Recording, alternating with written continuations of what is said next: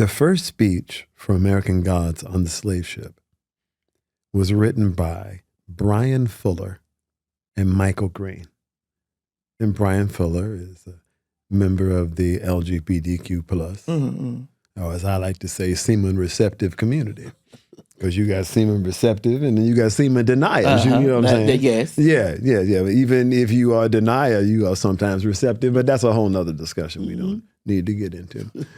But those are two white guys.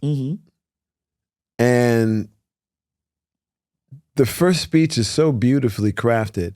And I had a great meeting with those guys. And Brian's a great writer, and so is Michael.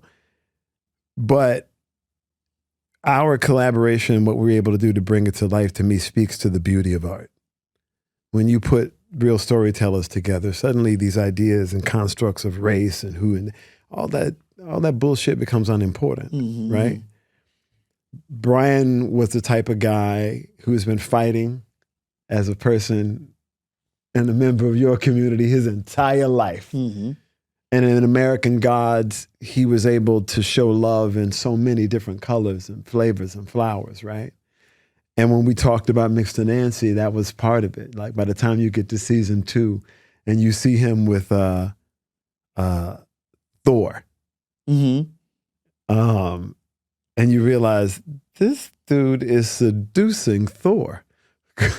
What is about to happen, right? And you realize he's from a matriarchy. So he doesn't see men as having any value, not like women, not from where he's from, because that's the culture he's from, right? These just sort of ideas that people think are supposedly revolutionary are totally true. The Akan people of Ghana are a matrilineal society where men cannot rule. And that is where he came from. That's why he is always talking about Sheba. He's always talking about the black goddess only. That's what he values, nothing else. And that's what I think was the most controversial of it. I think that's what pushed the button more than anything, because that's the part I wouldn't let go of. So in season 2, by the time you see the second speech that goes viral, the one that I wrote in the funeral home, suddenly there was no...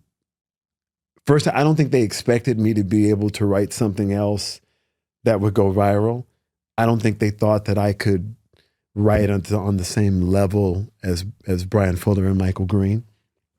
And frankly, the person who I think had that confidence was really Neil Gaiman.